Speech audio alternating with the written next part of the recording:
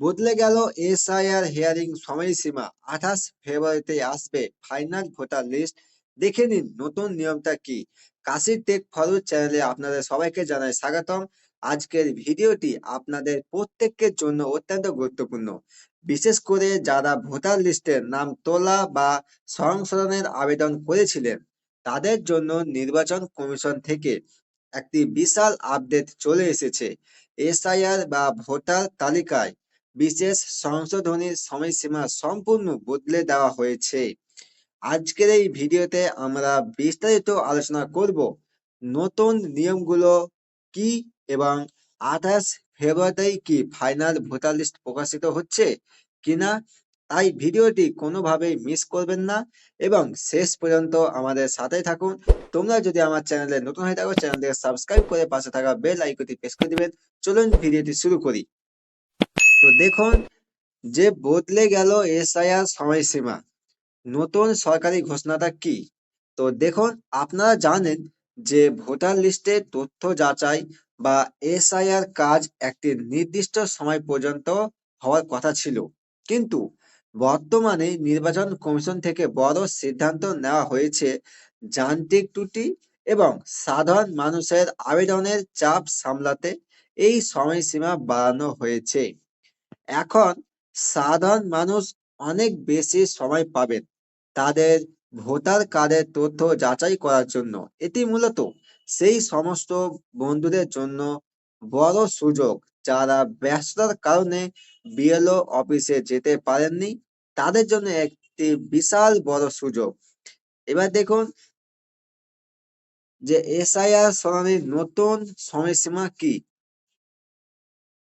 সবচেয়ে বড় আপডেটটি হলো ভোটার তালিকার তথ্য যাচাই এবং শুনানির কাজ এখন থেকে আগামী 14ই ফেব্রুয়ারি পর্যন্ত চলবে। হ্যাঁ বন্ধুরা, আগামী 14ই ফেব্রুয়ারি পর্যন্ত চলবে এই কাজ। আপনার যদি ভোটার কার্ডের কোনো গরমিল থাকে বা নাম তোলা নিয়ে কোনো প্রশ্ন থাকে, তবে এই বর্ধিত সময়ের মধ্যে আপনি আপনার স্থানীয় নির্বাচন দপ্তরের বা বিএলওর কাছে গিয়ে সমস্যার সমাধান করতে পারবেন। 14ই ফেব্রুয়ারি পর্যন্ত সময় থাকায় এখন আর তাড়াহুড়ো করার প্রয়োজন নেই, তবে অবশ্যই এই সময়ের মধ্যে কাজগুলো সেরে ফেলুন। এবার দেখুন যে ফাইনাল ভোটার লিস্ট কি 28 ফেব্রুয়ারিতে আসবে।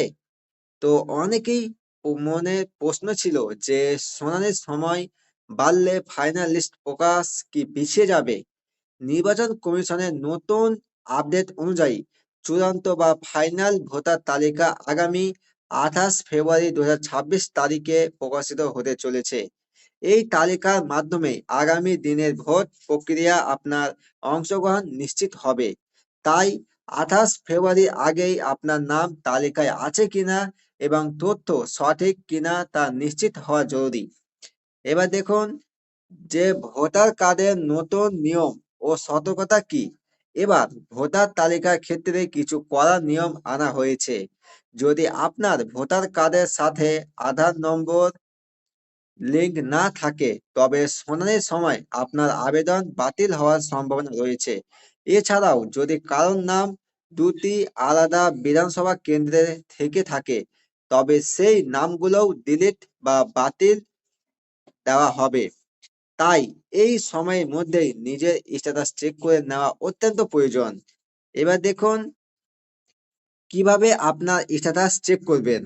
আপনারা খুব সহজেই আপনার স্মার্টফোন ব্যবহার করে বা বাড়িতে বসে আপনার হিয়ারিং স্ট্যাটাস কি আছে, রিজেক্ট না অ্যাকসেপ্টেড হলো কিভাবে চেক করবেন। তো দেখুন, আপনি গুগলে সার্চ করবেন